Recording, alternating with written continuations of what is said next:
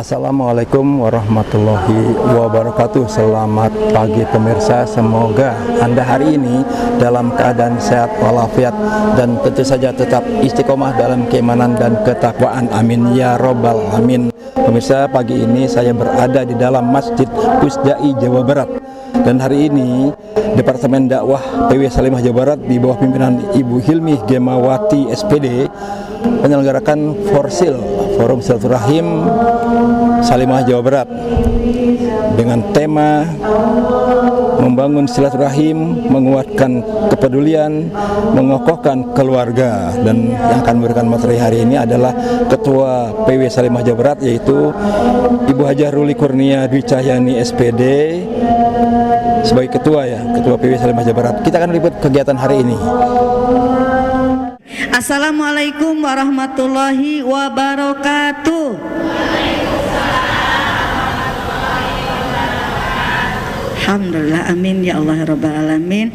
Alhamdulillah, alhamdulillahilladzi arsala rasulah bil huda wa dinil haq liyudhhirahu ala dini kullihi wa kafa billahi syahida. Asyhadu an la ilaha illallah wahdahu la syarikalah wa asyhadu anna Muhammadan abduhu wa rasuluh.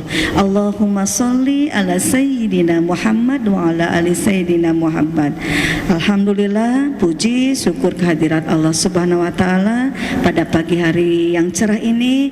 Atas izin Allah kita bisa bersama duduk di tempat yang berkah dalam acara silaturahmi halal bihalal, Forum Silaturahmi Salimah Jawa Barat.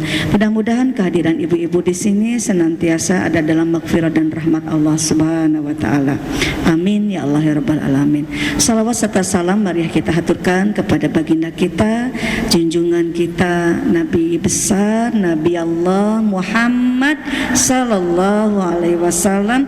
Tak lupa untuk keluarganya, para sahabatnya, para tabi'in tabi'utnya, dan kita selaku umatnya yang mudah-mudahan senantiasa Allah berikan terus kemampuan untuk melaksanakan sunnah-sunnahnya. Amin ya Allah ya rabbal alamin. A'udzu billahi minasy syaithanir rajim. Bismillahirrahmanirrahim. Wasari'u ila maghfiratin min rabbikum wa jannati arduha samawati wal ard wa jannatin arduha samawati wal ardu iddat lil muttaqin alladzina yunfikuna fis sarra'i wad dharra'i wal kadibina ghaidha wal 'afina 'anil nas wallahu yuhibbul muhsinin. والذين إذا فعلوا فاحشة أو ظلموا أنفسهم ذكروا الله فاستغفروا لذنوبهم ومن يغفر الذنوب إلا الله ولم يصروا على ما فعلوا وهم يعلمون. Pertemuan dengan bulan Ramadan adalah anugerah yang sangat-sangat besar, karena sesungguhnya kedudukan Ramadan di sisi Allah Subhanahu wa taala itu sangat mulia, sehingga ketika kemudian pada saat Ramadan seseorang merasa biasa-biasa saja itu sayang banget, Bu. Karena ada satu riwayat yang dikisahkan pada satu hari Rasulullah Sallallahu Alaihi Wasallam berkumpul bersama sahabat, dan Rasulullah itu bertanya, siapa yang malam ini bermimpi gitu. Lalu ada sahabat Tolhah menyampaikan bahwa tadi malam saya mimpi ya Rasulullah. Mimpi apa? Saya mimpi di depan pintu surga. Ya Masya Allah, Bu ya, sahabat-sahabatnya mimpinya kayak gitu. Masya Allah, sahabat yang dijamin masuk surga. Nah, terus kata Talha, aku bersama dua orang sahabat lagi yang sudah meninggal. Dua orang ini ya, yang Talha belum kan ya. Nah, yang satu meninggal karena mati syahid perang. Yang satu lagi meninggal karena sakit ya. Tapi begitu pintu surga dibuka oleh malaikat, yang dipersilahkan masuk itu adalah yang sakit, bukan yang syahid. Nah, Tolha kaget, kok kenapa kok duluan yang sakit, bukan yang syahid dulu gitu. Terus karena mungkin itu sangat menjadi pertanyaan bagi Tolha, akhirnya beliau menyampaikan kepada Rasulullah, kenapa ya Rasulullah seperti itu? Kata Rasulullah, sahabat yang sakit tadi masih sempat bertemu dengan Ramadan. Sahabat yang syahid nggak sempat bertemu dengan Ramadan. Padahal wafatnya itu hampir maksudnya di tahun yang sama, tapi yang satu bertemu dengan Ramadan dan beribadah di bulan Ramadan dengan sesungguh-sungguh, ya yang satu lagi belum sempat ketemu sama Ramadan udah syahid duluan gitu. Berarti kan ini membuktikan bahwa kedudukan orang-orang yang sungguh-sungguh beribadah di bulan Ramadan itu begitu luar biasa di sisi Allah Subhanahu wa taala. Terus Talha bertanya pada Rasulullah, "Ya Rasulullah, jarak antara dua orang itu berapa jauhnya gitu?" Yang satu kan disuruh masuk dulu, terus nunggunya ini yang satu lagi ini kapan gitu. Kata Rasulullah apa coba Bu? Bagaikan langit dan bumi. Bayangin, jauh kan? Jauh sekali. Makanya kalau ada orang yang bertemu dengan Ramadan merasa biasa-biasa saja, sangat sayang. Karena ketika dia bertemu dengan Ramadan itu sudah sangat luar biasa di hadapan Allah SWT. Apalagi kalau dia bisa melakukan ibadah yang sungguh-sungguh, yang ikhlas. Nah, maka kita di sini yang tadi kemarin ketemu sama Ramadan, beribadah dengan sungguh-sungguh, terus sekarang masih ketemu dengan Syawal, itu luar biasa juga. Masya Allah, berarti Allah masih memberikan kesempatan kepada kita untuk meningkatkan ibadah kita di bulan-bulan sesudah Ramadan. Begitu ya ibu-ibu ya. Jadi mari kita minta pada Allah Subhanahu wa taala agar dipanjangkan umur kita bisa bertemu dengan Ramadan tahun berikutnya dan kita sungguh-sungguh untuk kemudian mencari Lailatul Qadar. Gitu insyaallah ya ibu-ibu. Sehingga kemudian di sini kita perlu mengevaluasi kemarin Ramadan kita kira-kira kalau dinilai dapat A, amin, A+, B+, B min atau C. Nah itu kita sendiri yang bisa menilai sama Allah Subhanahu wa taala, yang kita jujur ya, nggak bisa bohong pada Allah Subhanahu wa taala. Kira-kira kalau dinilai kita kemarin rapotnya apa ya gitu, IP-nya berapa ya gitu, anak kuliahan. Kalau A semua berarti 4 IP-nya, IPK-nya gitu. Tapi kalau ada yang A, B, C ya berarti bermacam-macam, mungkin ada yang 3, ada yang 2, gitu ya. Sehingga ini ibu-ibu yang perlu kita evaluasi bagi diri kita. Yang pertama, kita berterima kasih kepada Allah SWT atas masih diberikan kesempatan hidup di bulan Syawal ini, dan juga kita evaluasi kalau ternyata kita merasa belum optimal di bulan Ramadan kemarin, maka kita jadikan bulan-bulan sesudah Ramadan itu seperti bulan Ramadan ya. Kita upayakan sungguh-sungguhnya kita berupaya beribadah di bulan Ramadan itu tetap kita laksanakan di bulan berikutnya, begitu ya. Sehingga Ramadan itu akan bersemayam di hati kita sepanjang tahun. Ya, nggak hanya di Ramadan aja, nggak hanya di bulan yang namanya Ramadan saja, tetapi bulan apapun namanya itu menjadikan kita tetap bersemangat sebagaimana kita di bulan Ramadan. Gitu ya ibu-ibu, ini mengingatkan kita kembali tentang Ramadan kita kemarin, karena banyak orang-orang yang sesudah Ramadan ya udah aja biasa aja, udah nggak ada evaluasi, nggak ada nyesel-nyeselnya, nggak ada gimana-gimana dan sebagainya. Kita sebagai orang beriman harusnya mempunyai perasaan yang lebih ya, maksudnya kita merasa apa sih sebenarnya yang kurang dari bulan Ramadan kemarin. Baik ibu-ibu. Nah sekarang di Ramadan kemarin yang khatam Qur'annya lebih dari 5 kali ada enggak?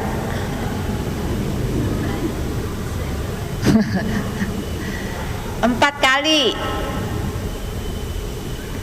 3 kali. Oh ada Bu Ratna, Masya Allah Bu Ratna, nanti dapat hadiah. Tapi sendiri, nggak apa namanya, nggak bareng-bareng.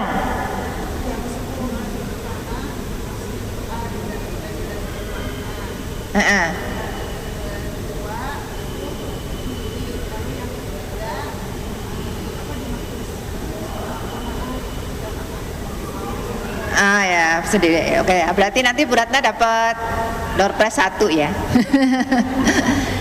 Ya.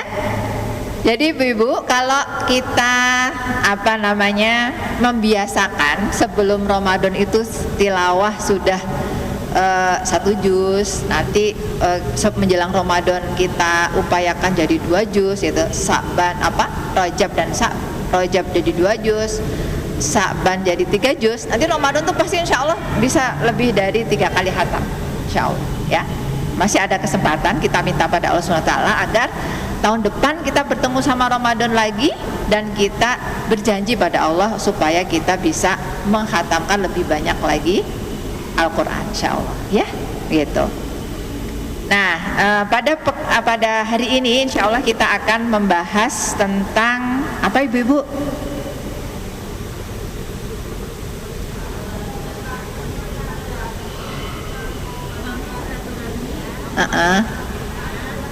Oh ya, jadi silaturahmi, kepedulian, sama mengokohkan keluarga ya. 3 hal ini nanti yang kita bahas. Apa hubungan dari silaturahmi, kepedulian, dan kemudian kekokohan, ketahanan keluarga ini? Nanti insya Allah kita bahas ya. Baik ya ibu-ibu, ada yang tahu nggak apa sih sebenarnya keutamaan silaturahmi? Pasti sudah pada tahu. Cung, siapa yang? Ya, ibu siapa? Ibu Tanti. Ya, dari Cicahem ini Ibu Tanti Cicahem. Nanti dapat apa namanya? Door prize ya. Ya, door prize memanjangkan umur, memperbanyak rezeki, apalagi Bu? Ya, sehat badan ya, insya Allah membuat kita bahagia ya, membuat kita bahagia, kemudian tubuh kita juga menjadi sehat ya, seperti itu. Baik ibu-ibu, sekarang yang pertama hikmah dari silaturahmi ya, yang nanti akan saya hubungkan dengan yang kedua tadi, yaitu apa namanya, kepedulian dan kekokohan keluarga. Ini pas banget temanya dengan kasus-kasus yang sedang saya tangani ya Bu, kasus-kasus yang sedang saya tangani di Puspaga, di konseling dan sebagainya. Ternyata 3 hal ini memang sangat berhubungan ya, dari mulai silaturahmi yang tidak baik, kemudian nggak ada kepedulian, sehingga kemudian nauzubillah min dzalik, yang namanya saudara tuh jadi nggak seperti saudara lagi gitu ya. Awalnya dari sini. Maka yang pertama kita akan bahas silaturahmi itu menambah umur dan melapangkan rezeki tadi ya, yang disampaikan oleh Ibu Tanti. Hadis riwayat Bukhari dan Muslim ibu-ibu, bahwa barang siapa yang ingin dilapangkan rezekinya dan dipanjangkan umurnya, maka hendaklah ia menyambung tali silaturahmi. Apalagi kalau ada yang memutus silaturahmi kepada kita, nah itu pahalanya sangat luar biasa. Seringkali orang-orang itu merasa ya udah kalau dia kayak gitu aku juga nggak, biarin aja, udahlah aku juga nggak mau, seperti itu.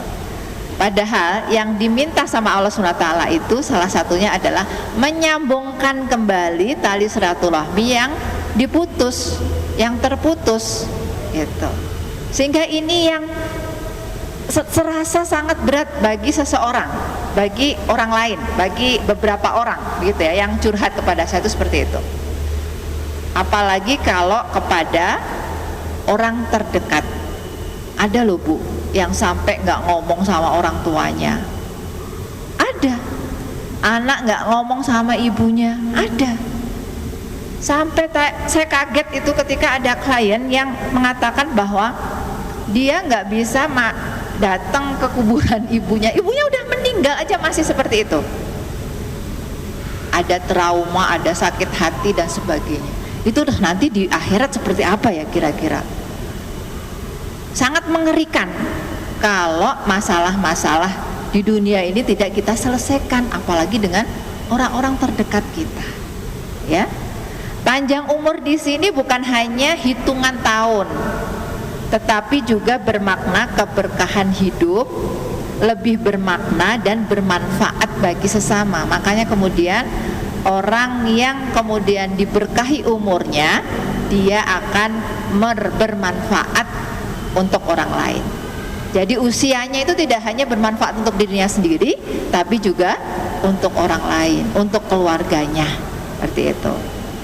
Dalam konteks rezeki, hikmah dari silaturahmi ini adalah menjaga hubungan yang dapat membuka pintu-pintu kebaikan, sehingga rezeki itu tidak hanya berupa materi tapi juga berupa kesehatan tadi ya, kebahagiaan, ketenangan hati. Dan dengan menjalin silaturahmi ini seseorang akan mempunyai jejaring sosial, akan banyak teman, banyak saudara, banyak orang-orang yang kenal dan sebagainya, sehingga membuka peluang-peluang kehidupan yang lain. Gitu ya.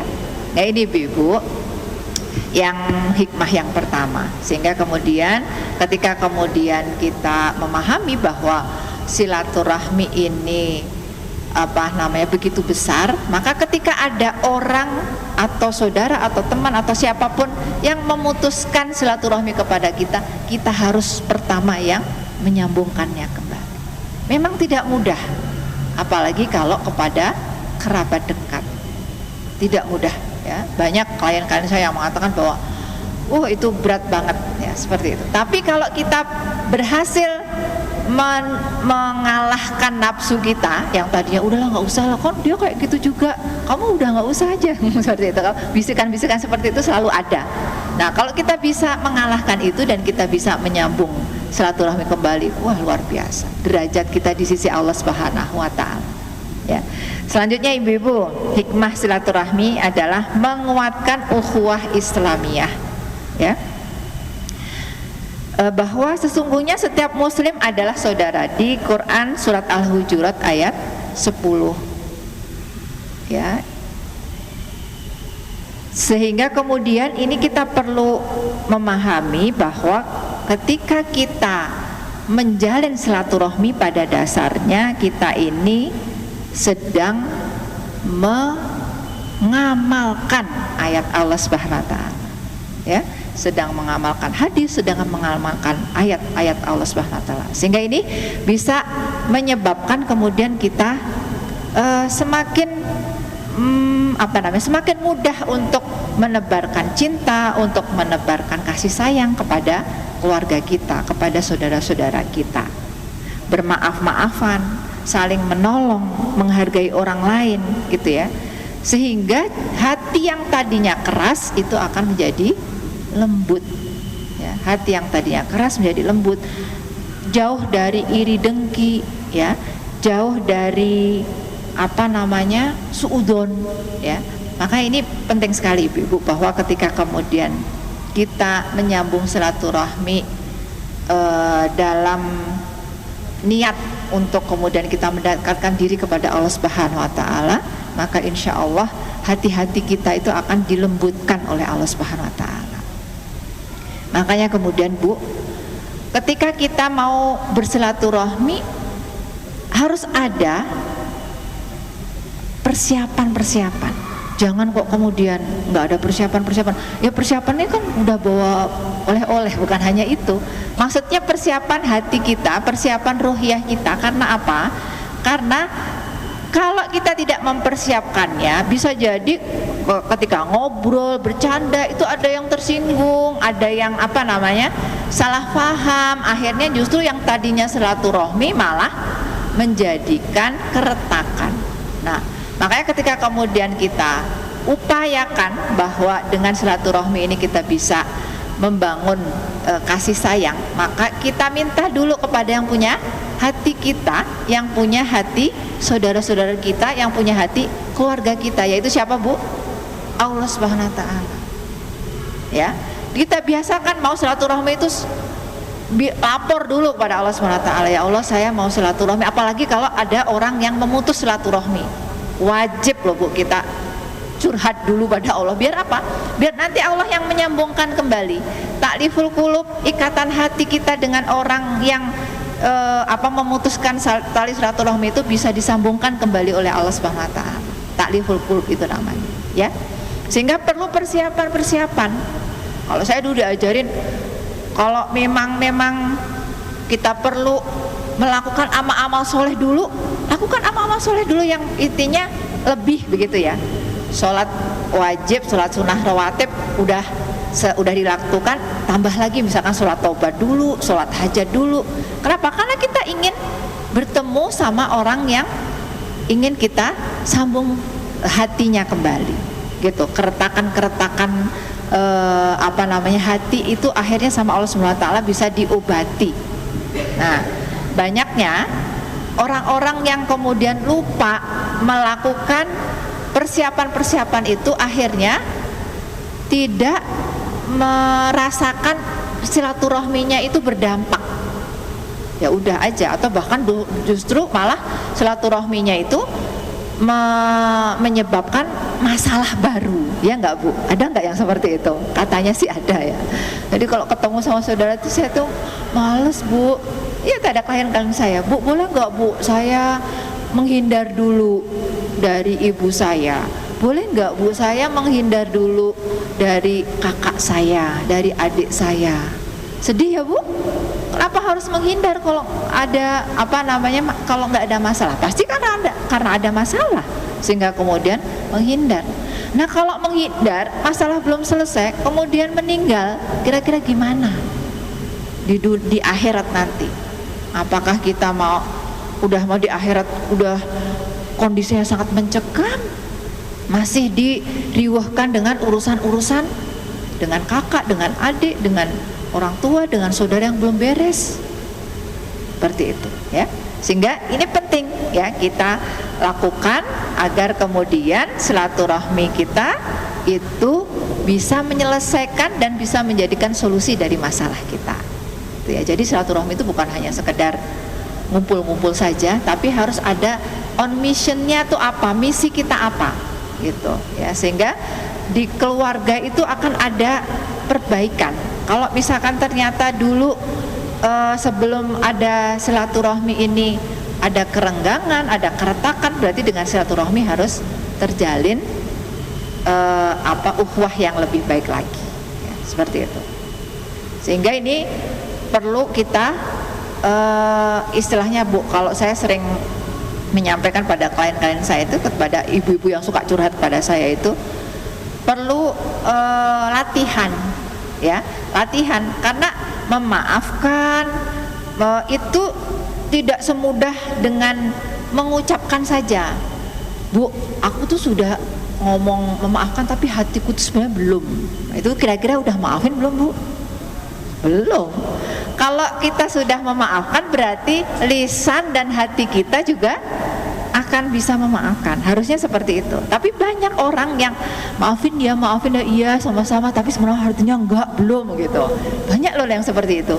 Karena banyak yang curhat ke saya seperti itu Bu. Jadi saya kan tanya loh, nanti kalau misalkan silaturahmi gitu gimana? Ya biasa aja Bu, maaf-maafan. Tapi gimana? Iya tapi saya belum bisa maafkan. Jadi dia hanya lisannya aja, berarti kan enggak bener itu ya, gitu. Jadi apa yang dikatakan itu belum jujur, karena di hatinya ternyata masih ada ganjalan-ganjalan. Nah, ini yang kita harus perbaiki. Nah, mumpung masih Syawal, maka kita list kira-kira ada enggak ya orang-orang yang perlu kita sambung kembali. Kalau misalkan ada yang memutuskan, gitu. Yang enggak memutuskan saja, yang lama nggak bertemu aja ya harus kita silaturahmi ini gitu. Apalagi kalau yang ada masalah, apalagi kalau itu keluarga dekat. Penting sekali ibu-ibu ya, karena banyak sekali nih kasus-kasus yang akhirnya menjadi menjadi keretakan keluarga, itu berawal dari situ. Kalau bapak ibunya masih ada, mungkin masih bisa ngariung begitu ya, bareng-bareng lah gitu, adik kakak dan sebagainya. Tapi kalau udah nggak ada bapak ibu, itu akan jadi apa istilahnya, orang tua sudah nggak ada, akan jadi masalah yang lebih berat lagi, apalagi kalau ada harta warisan. Nah ini benar-benar terjadi. Kami sering dicurhati orang-orang yang berkonflik dengan keluarganya masalah ini ya. Kemudian selanjutnya, yang ketiga, silaturahmi bisa menghapuskan dosa dan mendatangkan rahmat ya. Silaturahmi bisa menghapuskan dosa dan mendatangkan rahmat. Quran surat Ar-Ra'd ayat 21. Ibu-ibu ada yang bawa Quran? Mangga bisa dibuka ya. Ar-Ra'd ayat 21. Biar ibu-ibu ada interaksi gitu ya. Saya minta tolong untuk dibacakan surat Ar-Ra'd ayat 21.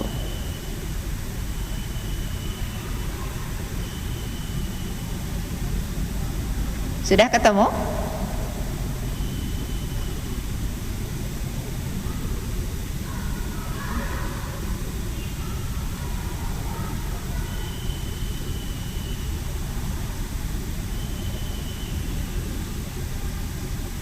Ada yang sudah ketemu kah?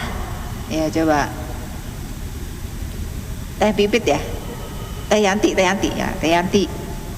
Coba dibaca Teh. Ayat 21.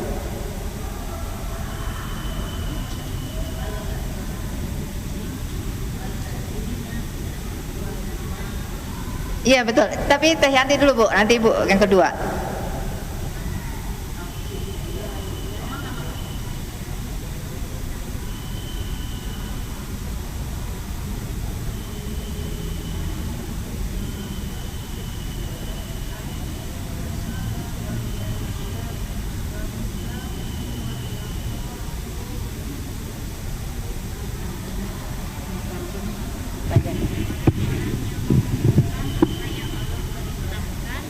Untuk disambungkan seperti silaturahmi, takut kepada Tuhannya dan takut pula pada hisab yang buruk. Ya, jadi Sadaqallahul. Alhamdulillah, turun ya Teh Yanti.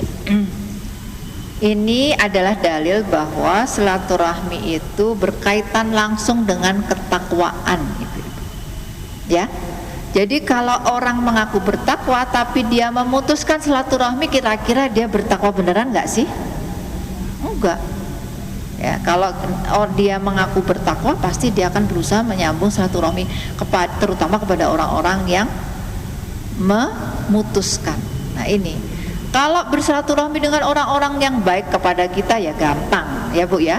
Ke teman yang baik kepada kita, ke tetangga, ke saudara yang melakukan perbuatan baik kepada kita tuh gampang banget. Tapi menyambungkan silaturahmi kepada orang-orang yang menyakiti kita, orang-orang yang mengecewakan kita, orang-orang yang mungkin bermasalah dengan kita, itu tidak mudah.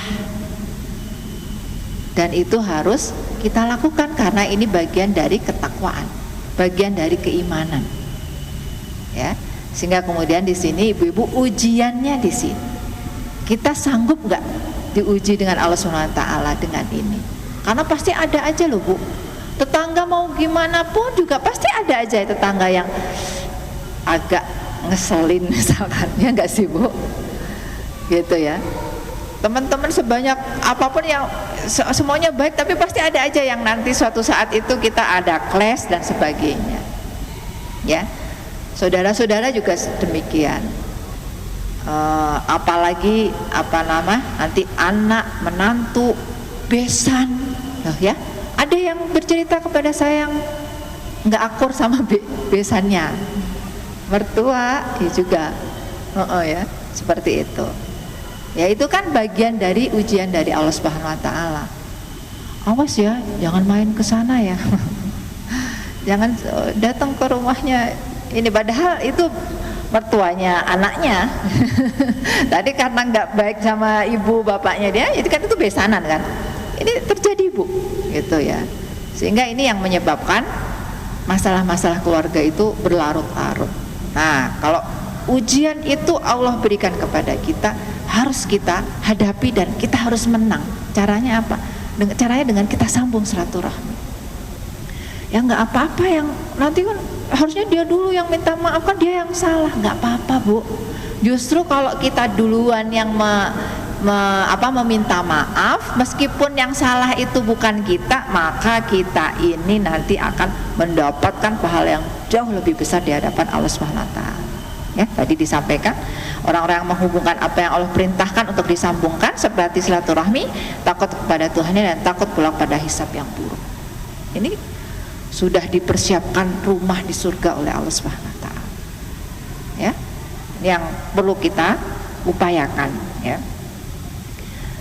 Karena ketika kemudian kita itu melangkah menyambung silaturahmi kepada orang yang memutuskan, maka pada saat itu juga malaikat itu kan berduyun-duyun memberikan naungan dan memintakan ampunan kepada Allah Subhanahu wa taala.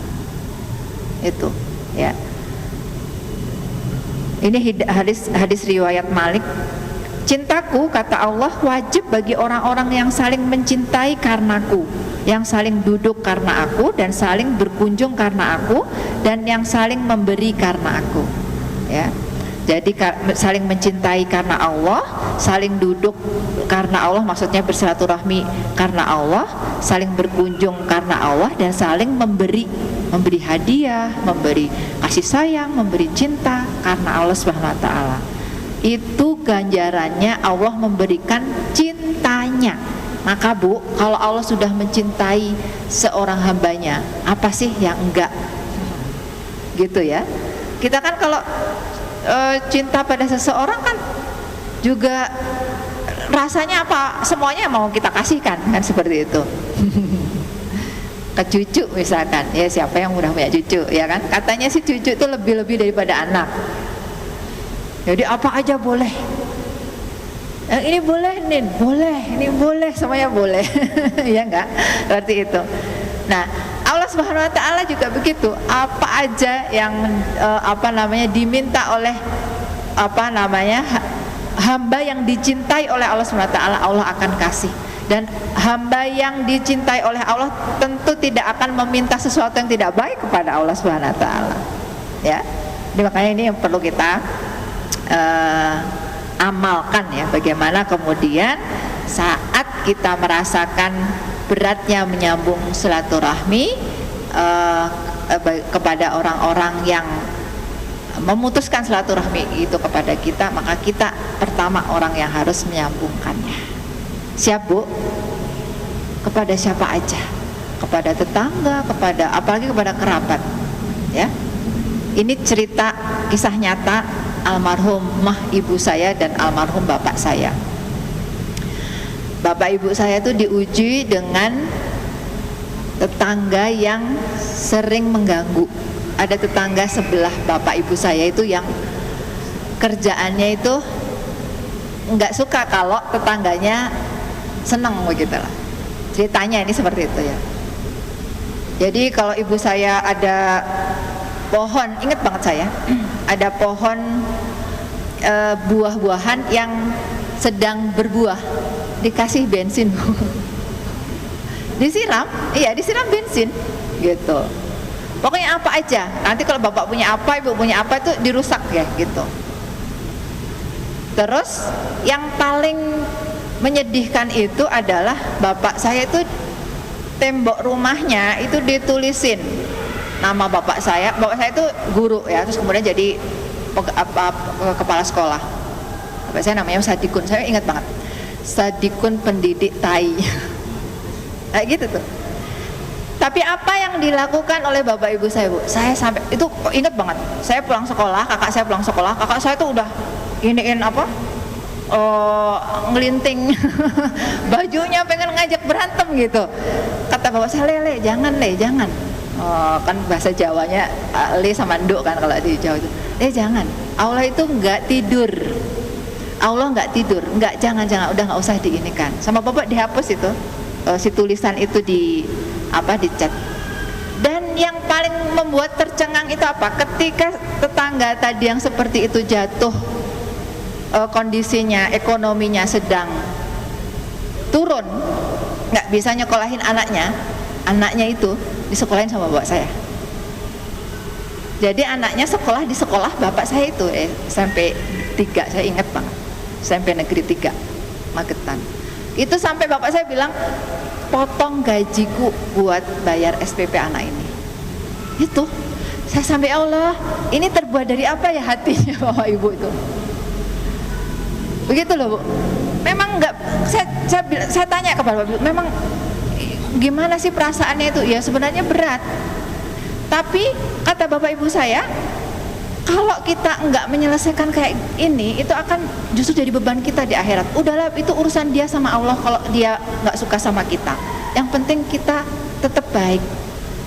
Kalau Ramadan, Idul Fitri, saya yang disuruh nganterin makanan, saya bilang, enggak usah dikasih makan Bu. Enggak, harus sama. Semua tetangga dikirim makanan, dia juga harus. Tapi kan dia jahat kepada kita. Enggak apa-apa, biar Allah saja yang gitu Bu. Itu bagi saya yang waktu itu masih kecil sangat-sangat membekas, sangat-sangat di bawah alam bawah sadar itu, sangat benar-benar ya Allah gitu amat ya bapak ibu tuh. Padahal tuh udah dirusak ini dua itu.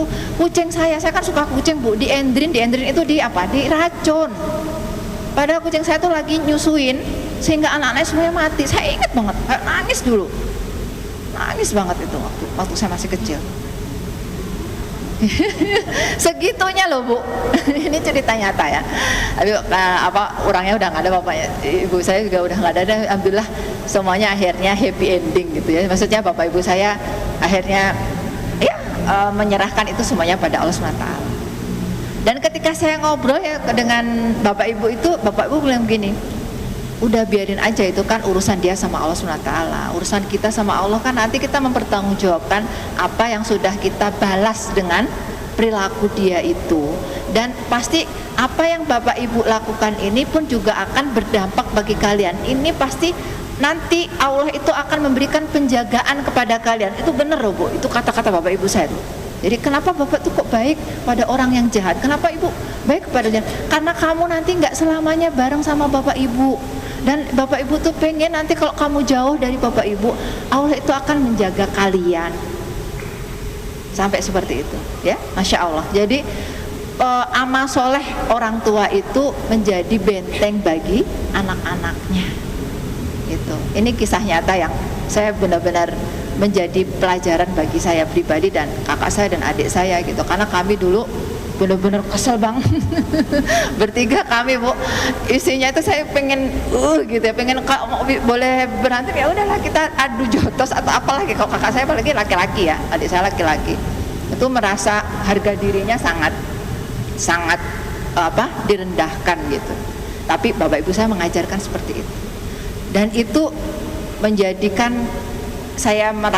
kami merasakan keberkahan yang sangat luar biasa ya. Sehingga ini yang perlu kita contoh ya, ini bagaimana kemudian beratnya menyambung silaturahmi dengan orang-orang yang memutuskan itu. Selanjutnya yang terakhir, silaturahmi itu menumbuhkan kasih sayang dan empati. Ini yang berhubungan tadi dengan kepedulian ya, dengan kepedulian. Quran surat Al-Isra ayat 23, yang di sini diperintahkan untuk berbuat baik kepada orang tua ya. Kehidupan sekarang ibu-ibu yang serba modern, yang serba semuanya buru-buru, cepet-cepet dan sebagainya gitu ya. Banyak orang-orang yang merasa kehilangan kedekatan secara emosional. Gadget itu mendekatkan yang jauh, menjauhkan yang dekat ya. Makan semeja tapi sibuk dengan gadget masing-masing, malah ngobrol sama temen yang di luar negeri misalkan, atau ngobrol sama temen yang di luar kota, sama yang di depan mejanya nggak ngobrol gitu. Nah ini yang kemudian perlu kita evaluasi, karena seringkali kemudian kepedulian seseorang, kepedulian kita itu jadi berkurang karena itu ya. Maka dengan silaturahmi ini kita berupaya agar kepedulian kita semakin meningkat. Apalagi kalau peduli kepada orang yang menyakiti kita, contoh yang tadi, nah itu tingkatannya sudah sangat luar biasa. Kalau kita bisa peduli pada orang yang baik-baik kepada kita, itu hal yang wajar karena kan dia baik. Tapi kalau kita peduli juga kepada orang yang melakukan sesuatu yang tidak kita sukai, mengecewakan kita, atau melakukan hal-hal yang membuat kita istilahnya ya merasakan luka-luka batin gitu ya, itu hal yang sangat luar biasa. Tadi yang saya ceritakan, ada klien saya yang sampai ibunya meninggal, itu luka pengasuhannya itu masih ada, Bu. Sampai beliau itu nggak berani ke kuburannya, karena setiap mau masuk ke kuburannya itu jantungnya itu berdetak-detak sampai mau pingsan katanya. Terus saya bilang, mau sampai kapan kayak gini terus? Mau sampai kapan? Ibu yang udah meninggal masih seperti itu. Akhirnya kemudian alhamdulillah klien saya ini mengatakan bahwa berarti saya harus putus rantai ini ya. Iya, harus diputus, karena kalau enggak nanti akan ditiru oleh anak-anaknya kan. Misalkan ibunya membenci A, nanti anaknya juga ikut membenci yang lain. Nanti anak-anaknya A pun juga akan saling membenci dengan anak-anak kita, ya. Sehingga itu yang perlu kita perbaiki.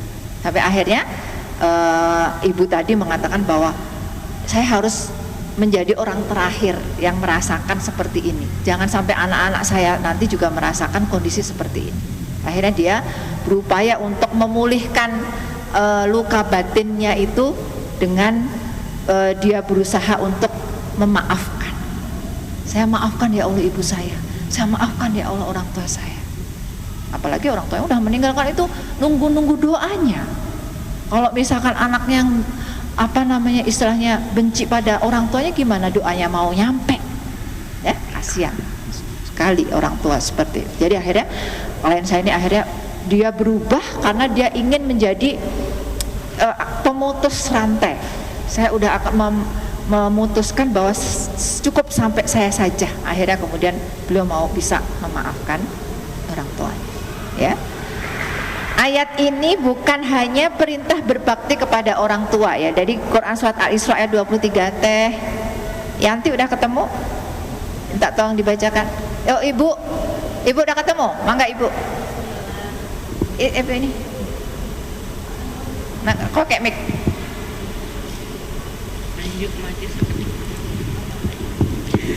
A'udzu billahi minasyaitonir rajim. Bismillahirrahmanirrahim.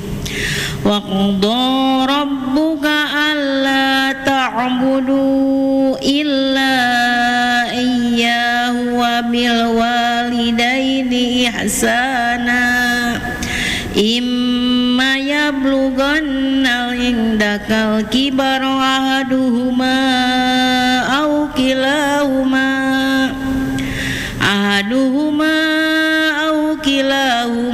fala taqul lahuma uffin wala tanharhuma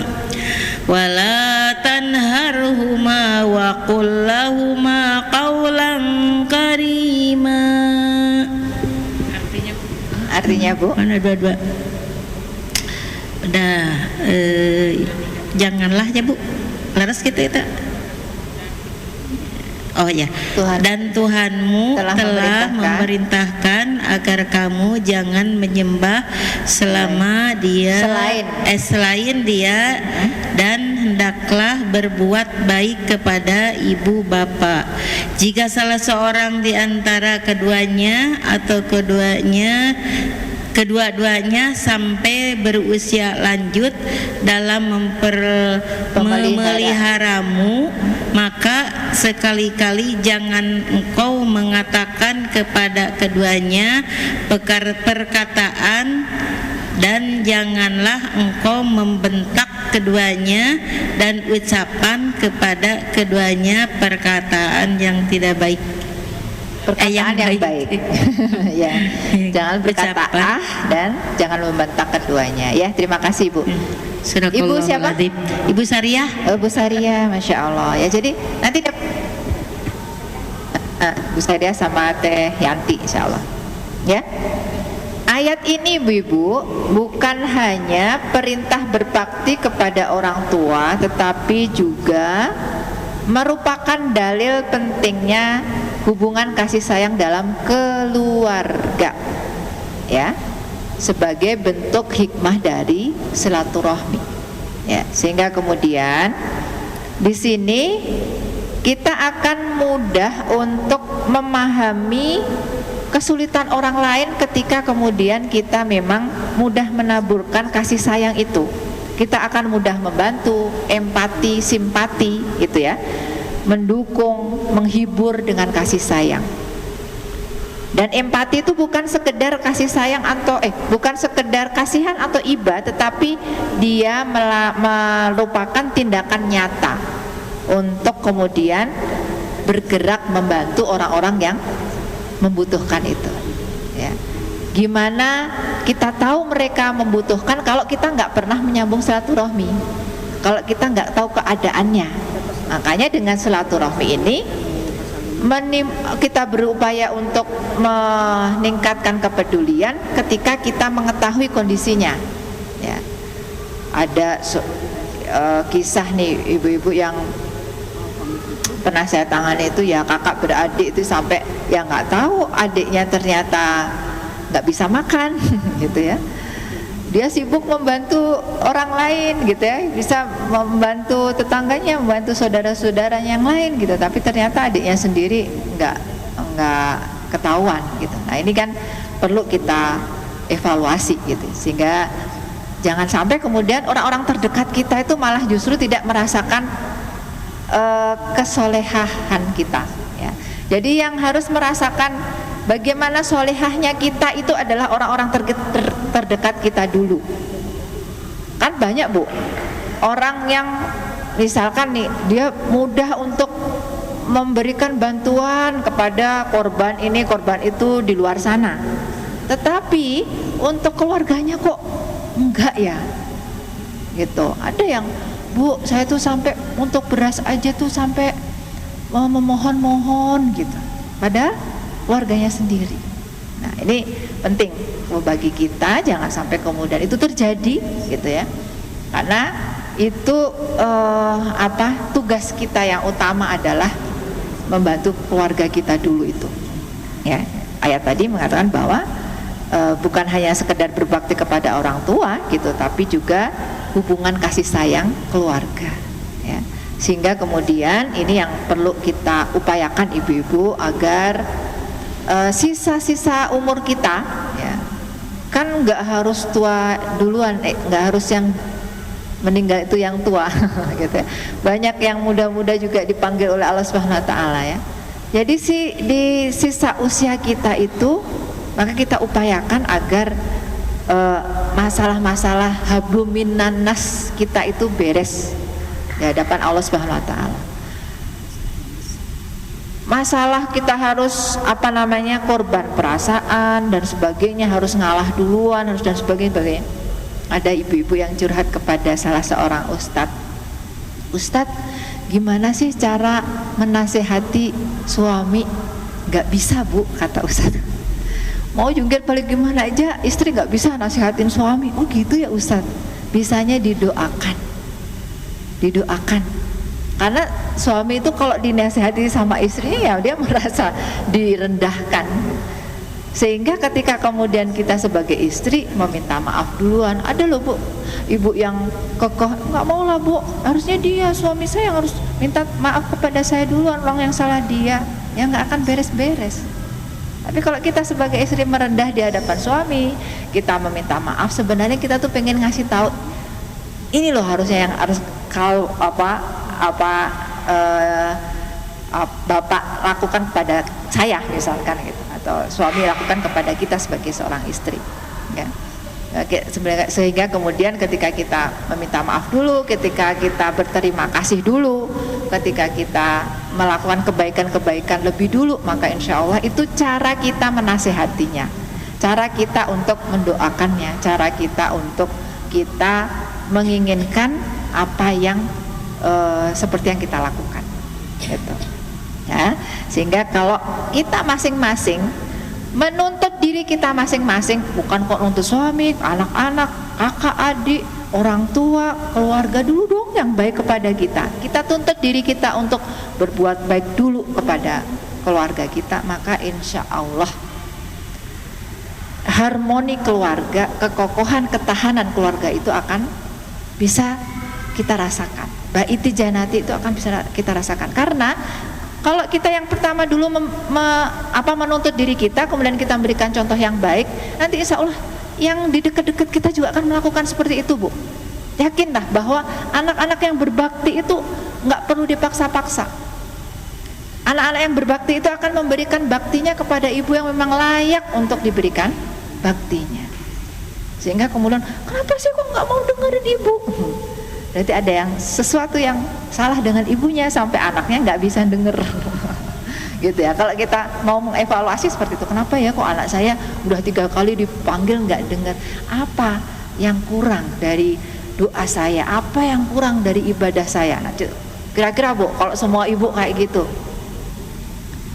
gimana rumah tangga? Pasti insya Allah rumah tangga akan merasa bahagia.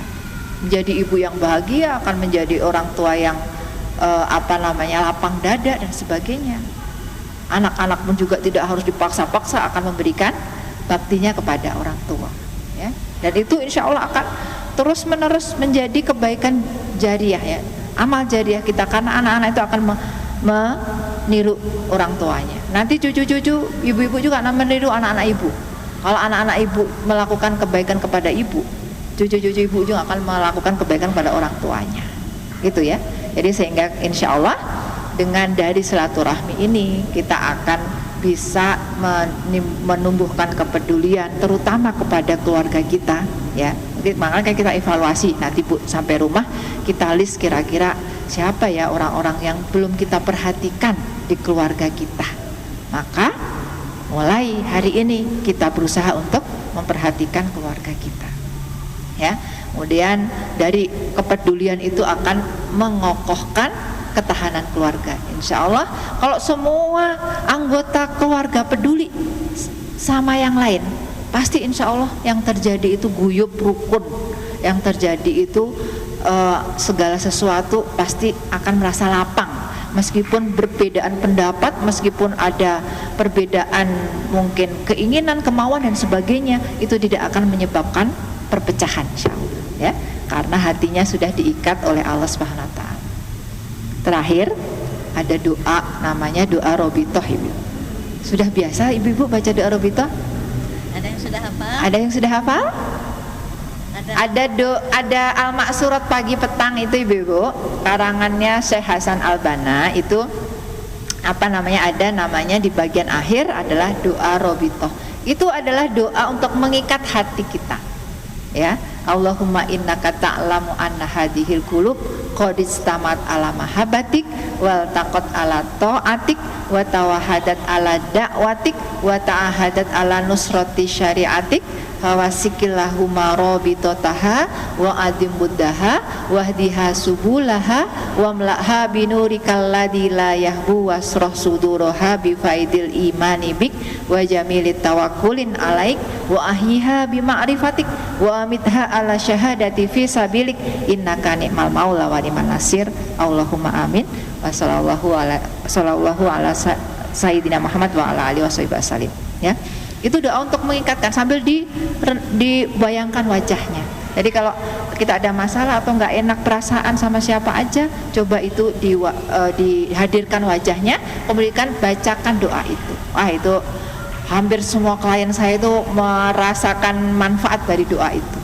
Selalu saya doakan, saya ajarkan doa itu bila ada masalah-masalah keluarga. Coba dia, nggak hanya masalah keluarga loh Bu, ini masalah utang piutang aja beres. Jadi ada nih orang yang punya piutang, ini orangnya tuh nggak bayar-bayar, ya. janjinya ini apa namanya, janjinya besok enggak, mundur lagi. Akhirnya dibacain doa Robitoh ini. Jadi yang punya uang itu sampai capek begitu ya, akhirnya udahlah aku bacain doa Robitoh ya, bener loh sama Allah SWT, dibukakan hatinya, akhirnya dia tiba-tiba datang membayar hutangnya itu ya. Sehingga ini perlu kita biasakan ya, kita baca doa ini agar kemudian hati-hati kita itu diikat oleh Allah Subhanahu wa taala. Karena nggak bisa Bu, kita itu maksa kamu harus nurut sama saya dan sebagainya, nggak bisa. Jadi hati orang lain, pikiran orang lain, keinginan orang lain, isi otak orang lain itu di luar jangkauan kita, di luar sesuatu yang bisa kita kendalikan, di luar kendali kita. Kalau kita senantiasa fokus pada sesuatu yang di luar kendali kita, nanti kita stres. Kenapa sih dia tuh kok kayak gitu aja ke saya, kok nggak mau baik dan sebagainya. Itu kita akan stres. Tapi kalau kita fokus pada sesuatu yang bisa kita kendalikan, ya diri kita sendiri, kita tuntut diri kita sendiri untuk berbuat baik lebih dulu, maka insya Allah kita akan bahagia ya. Itu solusi dari permasalahan-permasalahan rumah tangga, keluarga yang nggak selesai-selesai, itu begitu caranya. Kita yang ngeh duluan, berarti kita yang diberi kesempatan oleh Allah SWT untuk menjadi pelopor kebaikan. Jangan kok, ya kan saya ini istri loh Bu, harusnya suami lah yang membimbing saya. Banyak Bu, ibu-ibu yang kayak gitu, yang curhat kepada saya. Kenapa enggak kita maju menjadi pelopor kebaikan? Enggak apa-apa, tuh banyak kok para sahabiah itu yang menjadi jalan hidayah bagi suaminya. Begitu. Jadi kalau kitanya akhirnya nanti menuntut diri kita masing-masing, insya Allah yang terjadi itu bahagia, tenang, tentram, sentosa, dan sakinah mawadah warohmah itu ya. Itu Ibu yang saya sampaikan. Mudah-mudahan nanti bisa bisa dipraktekkan ya doa Robitoh itu, agar kemudian Allah mengikat hati-hati kita dengan cinta kepada Allah Subhanahu wa taala, dan insya Allah kita akan merasakan baiti janati di keluarga kita. Alhamdulillah, fala takunana minal mumtarin. Wassalamualaikum warahmatullahi wabarakatuh.